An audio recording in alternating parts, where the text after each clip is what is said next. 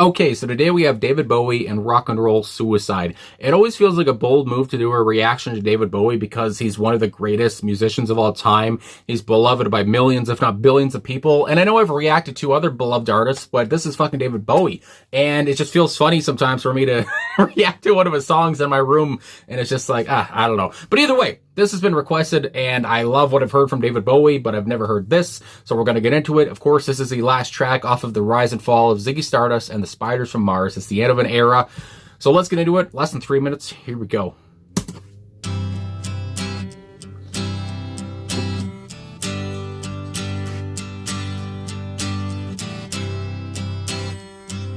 Very gentle. Time takes a cigarette, puts it in your mouth. You pull on your finger, then another finger, then a cigarette.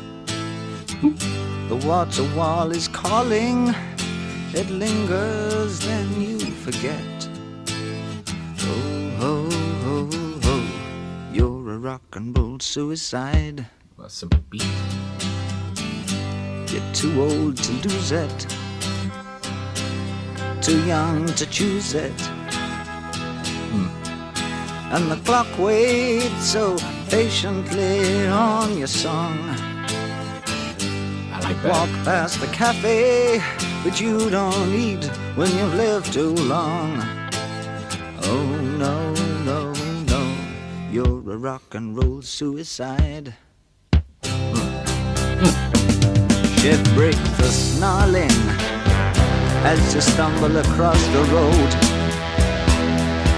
But the day breaks instead, so you hurry home. Don't let the sun blast your shadow. Don't let the milk float rob your mind. They're so natural, religiously unkind.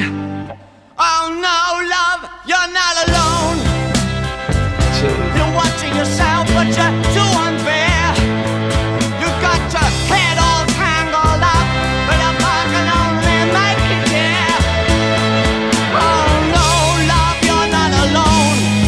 No matter what or who you've been, no matter when or where you've seen, all the knives need to lacerate your brain. I've had my share, I'll help you with the pain. You're not alone. Just turn on with me, and you're not alone. Let's turn on and be not alone. Give me your hands, 'cause you're wonderful. Give me your hands, 'cause you're wonderful.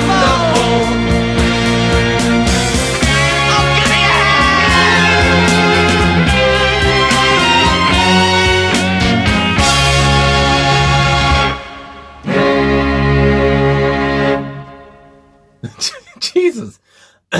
You had to have that last string in there too. Rock and Roll Suicide by David Bowie. It's like I said at the top, I always feel funnier. It's a bold move to react to David Bowie because he was such a big star. And listening to him, it's just like, I feel like I gotta be on my toes, or I gotta really know what I'm talking about, whatever. But I mean, it's just, at the end of the day, it's just me doing a reaction in my room to a 3-minute song from David Bowie. But it's just, so like I said at the top, this is the last song off of the Rise and Fall of Ziggy Stardust, and it just encapsulates all of the album. Of course, the album was a concept album. It was the end of the era. Ziggy Stardust was dead. So you got to have a powerful ending to it all, and it feels like this would be a song that's like going to be 5 or 6 minutes, but it's just less than 3, as I said, which I just seem to not be able to get over but they pack so much in less than 3 minutes. It's crazy. From the build, the setup to the build to the powerful crescendo and the ending of it all. That release that the listener is waiting for, and David seemed to have been waiting for too. I mean, the way he was belting out those words at the end, my God. But yeah, it's what's crazy too. I'm going to be all over the place here, but not only was this David talking to the listener, talking about the ending of this character, the death of this character, the rise and fall, of course, and how he's a washed up musician. I guess that was a whole kind of concept. But he's also talking to like his younger self, I would say, or just himself at this point as well. You know, he's talking to so many different people. This can go so many different ways. Because again, you think about, at least for me, you know, I was thinking, is this going to be just all about this time or this era? But no, he's just, he's really talking about, and he's given empathetic lines. I mean, that's one thing that it seemed like David always knew how to do, from the songs I've heard. Of course, everyone's heard a lot of David Bowie, but I've never heard this one. But he always seems to give poignant, empathetic, relatable lines where it just helps you keep going. It helps you through life. It helps you understand that everything is going to be okay because David said so, you know, that kind of a thing. So there was a lot of poignant lines here where, again, it didn't matter what this album was about or what the song was about, these lyrics still touch you no matter what. So I just love that it was accessible in that way, and I just love how it was just, you know, free and open to anyone who wanted to hear them and take them and utilize them in life. But anyway, so all that said, I want to talk about the music here now. How it starts off with that gentle strumming, acoustic guitar strumming, which I do believe David was on, I want to say, and how that just kind of you know, it's a nice little intro to the song. I think I said, oh, it's gentle, you know, as the song started up, and then you have that kind of small drum beat, or not small, but simple drum beat that comes in there too. David starts to sing, and he sounds pretty meek, if you want to say that. He sounds pretty weary. He sounds a bit unsure of himself, and it's beautiful the way that they structure this song. You know, again, it's the setup to everything. We're not getting into the stuff yet until like the 1 minute 15 second mark, I think it was. I looked at the timestamp when it happened. That's when the big punchy brass section comes in. That's when the sweeping lush, as I like to say, those sweeping lush strings come into play as well, and they just move you along, and you understand, oh fuck, this is going to be big. This is going to be a huge kind of ending. You can already tell, even though we're still in the middle. And the bass guitar becomes a bit more prominent, a bit more noticeable, I would say. The guitar work from Mick Ronson here is obviously great. It obviously fits very well and builds up the tension. A lot of tension in that guitar work. That's the word I'm looking for there. As David Bowie's I was gonna say lyrics, but his voice becomes stronger, and you can understand, oh, he's gonna probably level up even more, which is crazy because he was already kind of shouting a little bit into that middle section. But anyway, as it goes on, and then we go on to like maybe the last minute of the song where it's the release, where he starts to yell and he starts to shout and immortalize those words, "You're not alone." And it's just the way that he's so fiery, he's so frantic, and he really wants to get these words off of his chest because, again, this is the end of that era. This is the last words of this character, I guess, of Ziggy Stardust, and he really wants you to know that no matter what, even if I'm gone, you're not alone. And I just love how that's the way that David went with this. You know, those were the last words that you know, he said on this album. You're not alone. It's just, I mean, it almost makes you emotional. I don't know. But I guess if you're sensitive, I guess, but, yeah, just showing, and again, I want to go on and talk about this. I'll talk about this more within the lyrics, which we'll get to soon, but those "you're not alone" lines that it's for the confused, you know, the people who are confused. It's for the people who are lost.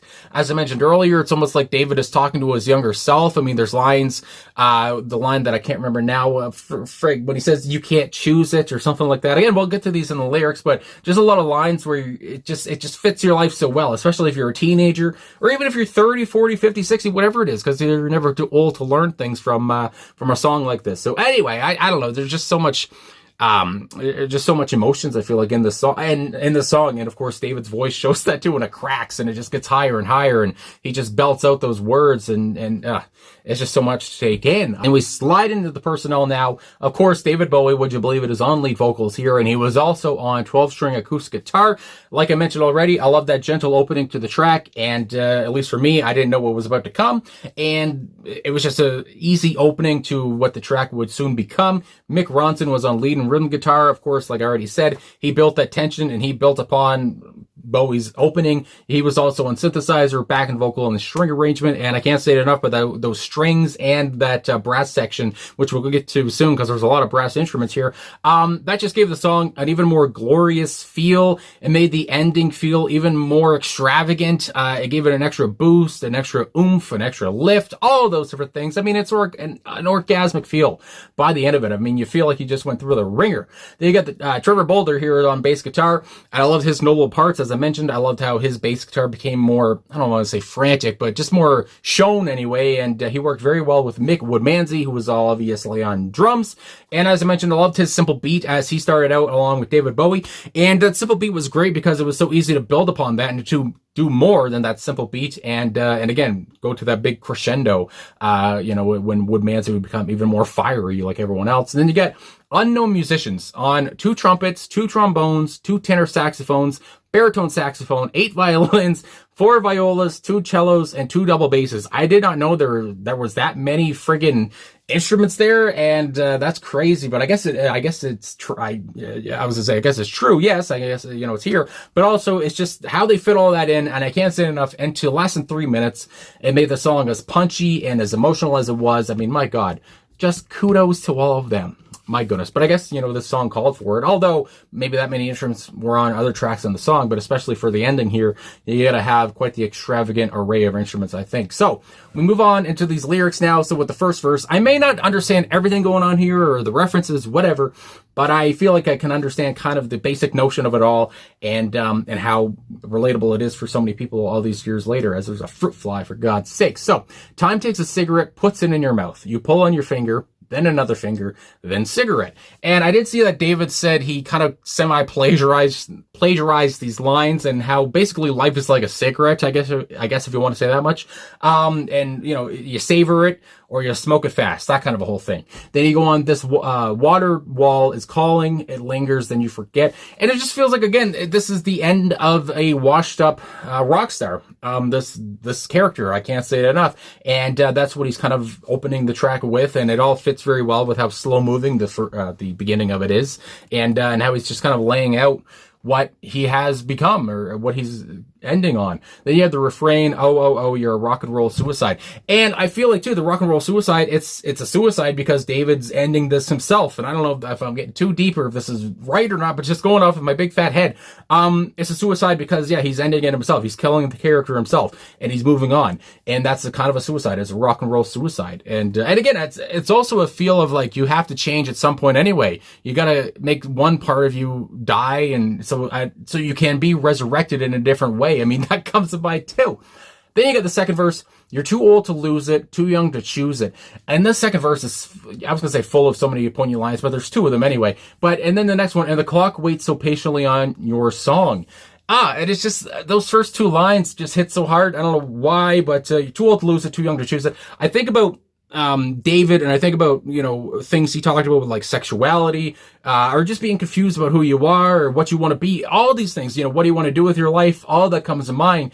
And how he says, cause you start off with how the cigarette, you either savor it or you smoke it like a chimney. And how also the clock can slow down for you, because it feels like, we are going to be dead a lot longer than we're alive. But at the same point, the clock can wait for you, can wait patiently on your song, whatever that song may be. In another way, it can wait patiently on what you want your life to be, what you choose to be in your life. And anyway, what you choose your life to be. It's just poignant as hell. You walk past the cafe, but you don't eat, when you've lived too long. And I think about depression. I also think about, I know that David was into some drugs at this point too, so maybe he wasn't eating because of the drug situation, but either way, there's some interpretations there. So we move on into the third verse with Chev's brakes are snarling. Love that word snarling there. As you stumble across the road, you can just see that. You can see David running across the road as the brakes, he has a slam on the brakes because he's all of a sudden there. But the day breaks instead, so you hurry home. It feels like he was on a night out, drinking, whatever it was.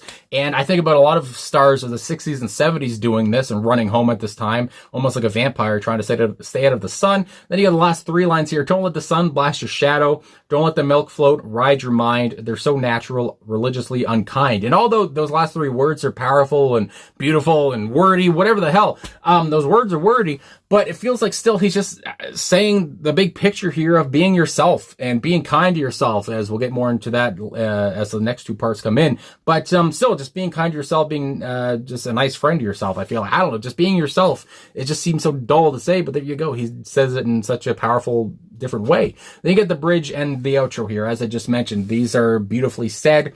Oh no, love, you're not alone. That's pretty self-explanatory. You're watching yourself, but you're too unfair. And he gets more into that here. You've got your head all tangled up, but if I If I could only make you care, oh no, love, you're not alone, no matter what or who you've been. And he says that as a character, as Ziggy Stardust, no matter what or who you've been. And I feel like these lines are so ahead of their time, especially for today, because people are changing who they are or what they've been. I mean, again, especially for about the expression. I feel like expression is big today in 2026 as they do this. And David was just ahead of his time on that, through social norms or through genders, whatever it is. I mean, yeah, again, it's just no matter who or what you are, whatever, no matter if no one likes you, I like you. It's just beautifully said. Then we go on. All the knives seem to lacerate your brain, and that's quite the picture. My God, lacerate your brain. I've had my share. I'll help you with the pain. You're not alone. Again, David, at this point, he had gone through his own problems in his own life. He's lived through those things. So he's a good person to help you along with that pain. You're not alone. Like I just said, no matter what, you still have me. You will never be alone. And then we go on to the outro. Just turn on with me and you're not alone. Let's turn on and be not alone. It sounds so, funny in that way. Let's turn on and not be alone. But it's beautiful though. And it's just relatable. And I can't remember the other word I want to use there. But again, let's be together. I'm shy or whatever. I don't want to do this, whatever. We both don't want to do this. So let's do it together. Let's not be alone together. It's just beautiful. Give me your hands, cause you're wonderful. Give me your hands cause you're wonderful. Oh, give me your hands cause you're wonderful. Oh, give me your hands. And I just love that call at the end there as his voice breaks pretty much at the end of there, saying, give me your hands. And it's just such a powerful way to end off an era and powerful way to end off the song and the album, all of it. So just what a poetic way to go out on this album. And just so strong. The song is so strong. The instruments played here are so strong. They're played strongly, whatever. And the message is just so big and powerful. And like I said, the song came out in 1972, I do believe, and all these years later, 54 years later now, it's still pretty friggin' relevant. It's just David had a way of doing that, of making his songs relevant for all time, it seems like, so forever. So I guess that's all I gotta say. So there you go there. It's crazy that it's been over 10 years now since David Bowie passed away. Again, I wasn't a big David Bowie aficionado, but of course I've heard of him. I know a few of his songs, whatever, like many people. And of course he went out through cancer and just released his last album. And it was just, what a time thinking back on that day that he passed away when everyone heard. Good Lord. But anyway, thanks for watching. Thanks for liking, subscribing, commenting, all those different things. Really appreciate all the support. And I'll talk to you guys again soon.